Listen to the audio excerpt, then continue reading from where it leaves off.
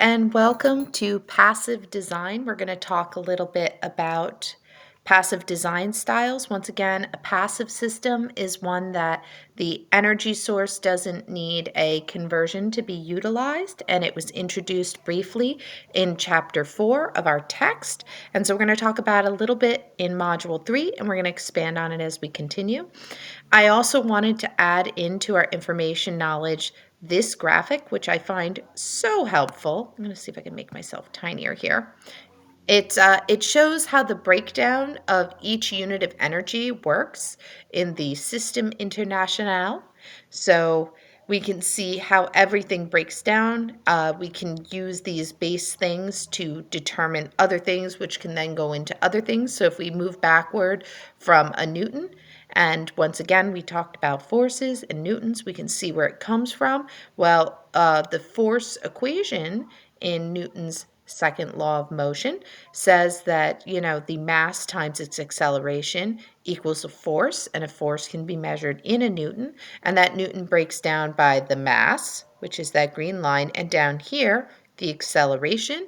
And what is an acceleration? An acceleration is a quantifiable of velocity times its time.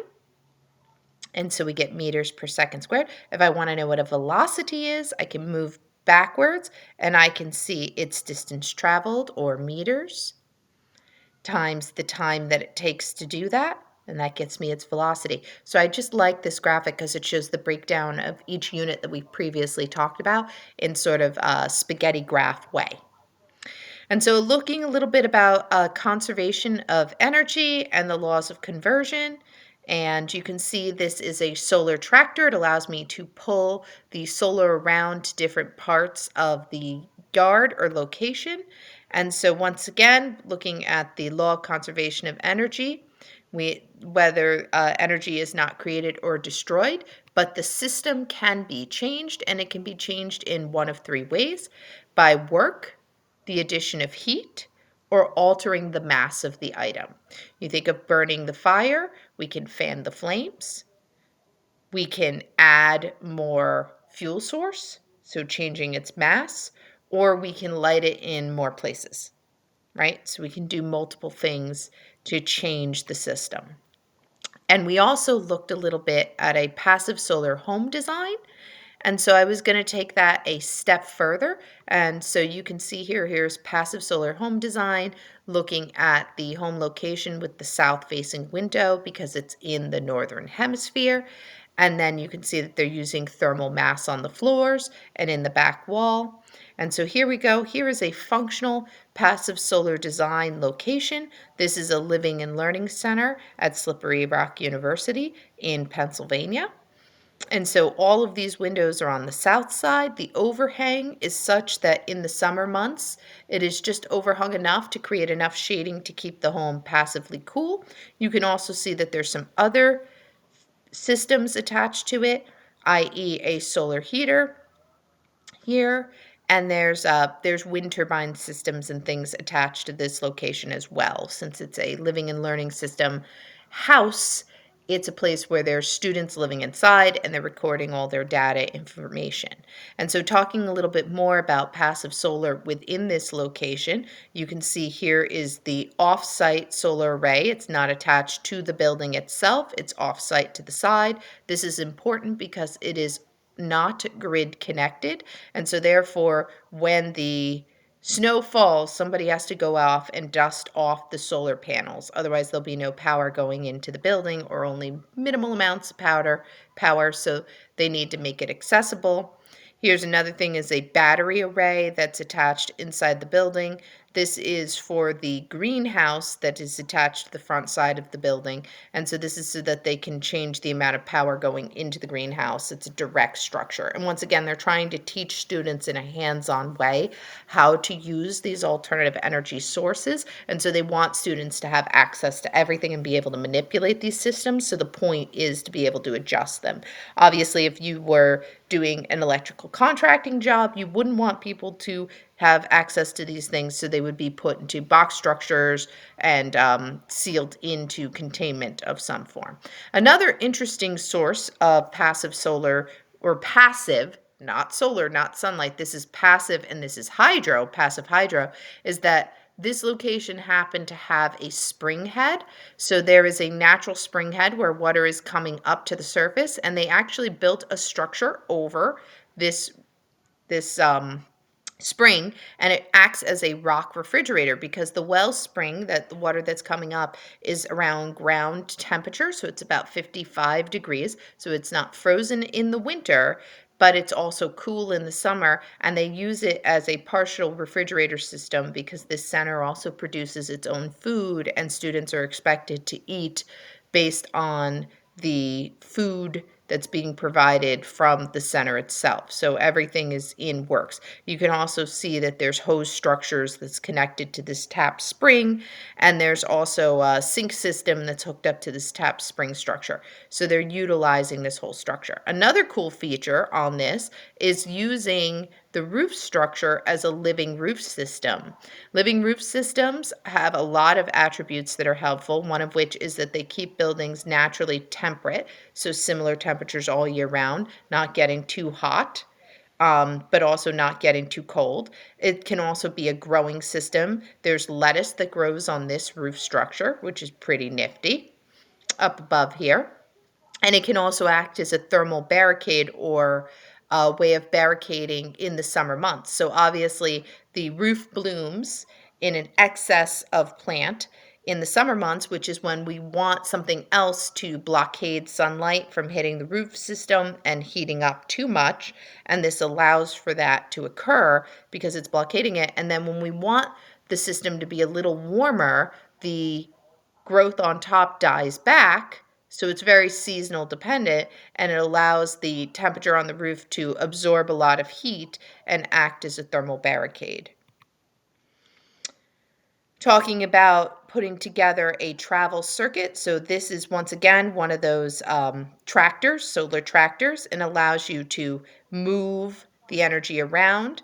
And so this one would be a partial solar. This is an active system because it does have a little bit of controls on it, but the solar panel array is mounted and can be dragged around to different locations so that they're allowed to use something that does require a power source out into the fields.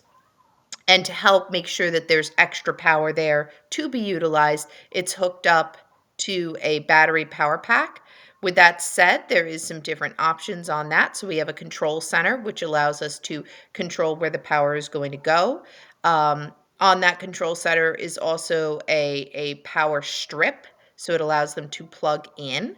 That also allows us to have a conversion that allows it to go into battery storage and allows the control center to choose whether to be pulling directly off of the solar panels, which we didn't want to. We actually want it to be sent out to the batteries, filling those up, and then we want to pull power from the batteries out to whatever object we're trying to make electricity on. Some other things at this center were wind turbine structures, and these structures are temporary build ups and build downs, and this allows us to play with different learning modules, including the option for students to 3D print different blade structures and mount them to the nacelle, which is the housing body up above that the blade structures mount to. Little wind turbine vocab for you. And basically, they would take down the structure and build new little housing bodies for the wind turbines and then repurpose them on top. This one does not have the electrical up above. It actually has a lot of the electrical down below, and we'll talk a little bit more about those types of structures. But obviously, this is a DIY system. This allows for experimentation and us to apply scientific methodology to those structures. So it's a very interesting kind of usable item to work with. This is another really nifty structure. This is a Mason stove. This stove was built with a two-chamber system, and that's allowing it to be utilized as a radiator. Basically, what's happening is there's the main burning chamber, but then there's an empty chamber next to the main burning chamber that allows air to be heated. And that air then in return can heat the outer stonework.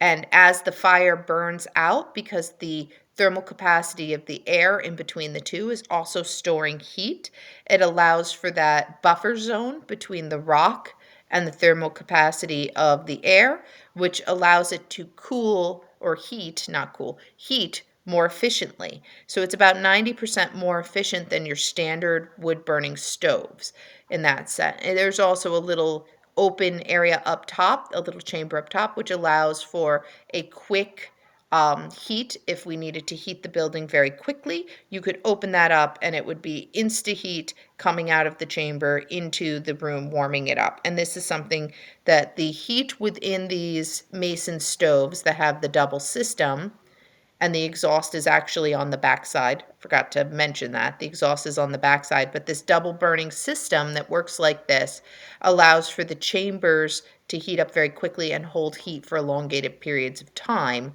using different thermal mass. So that's an important structural variation just by making a more efficient fireplace, more or less. It's an efficient fireplace radiator system. And so it allows for wood burning that can hold heat for 5 hours at a time and allowing you to burn again. And then finally, another interesting system that is passive is the composting toilet. This structure allows us to utilize something that would be considered human waste and turn it into compost, which could then go out onto fields to grow plants.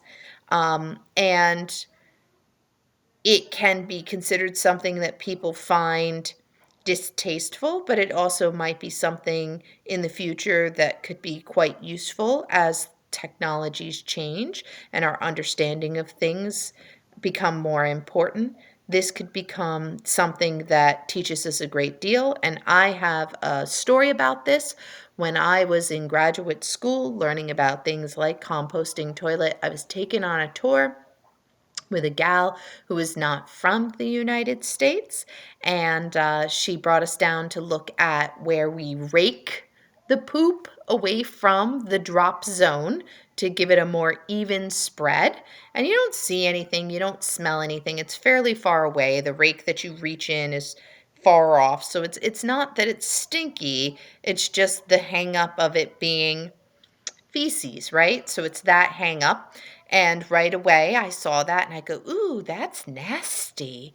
So I said that. And she kind of had a bit of an attitude with me and looked at me and said, you know what I think is kind of nasty? That you can take clean drinking water and go to the bathroom in it.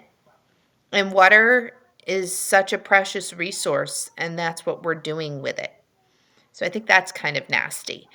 And upon reflection and some quiet moments, she is absolutely right. And maybe we need to rethink how we utilize our resources, right? And this is a rethinking of that.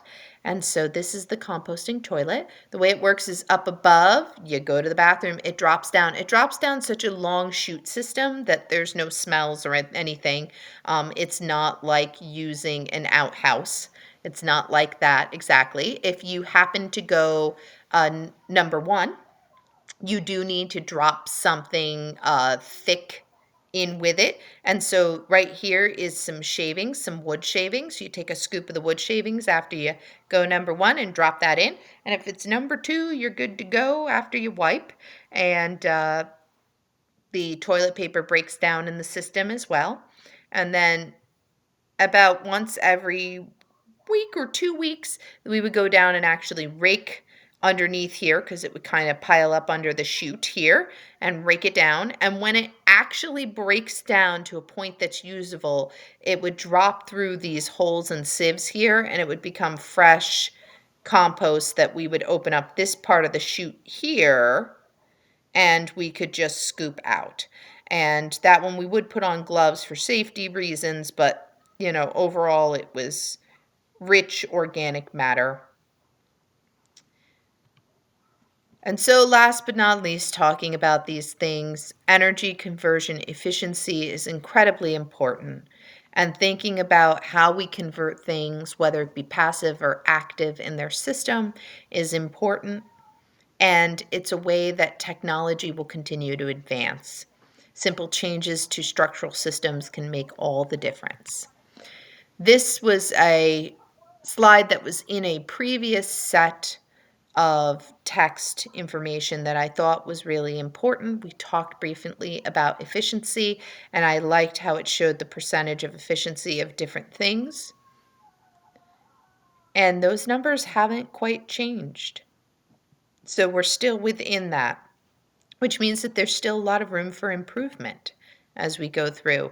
And then I always enjoyed this example of sustainable development spirals and how descending spiral is your standard industrial use and how it affects things. And you can see that you have degrades environment, destruction of environment. And then this is the ascending spiral, which is what sustainability aims to do. When we talk about a sustainable practice, we're talking about one that feeds into a positive of making possible, and a sustainable system would take into improvements to the environment or on changing the environment, which creates a sustained development, which keeps things healthy and safe, which would go back into making possible the sustainable development again. So it's the closing the loop. And this is something that's been in the news a little bit, is the need to consume things, since our consumer culture is so high, the need to consume things that are being recycled in. So it's important to buy those notebooks with the recycled paper. It's important to consume those plastics that are made from plastics that have been recycled, right? So if we have to consume something, make sure that that consumption is a part of the recycle. But what would be even better is not needing to consume anything at all. So creating something that's completely reusable and sustainable. And if it has to go into the system of waste, to try to make sure that it's in a waste system that could be recycled back in some way. So these are all important to these developments. And just wanted to intro you into sustainable development. So without further ado, I hope you enjoyed this little look at some more passive systems and how they are playing into society as a whole.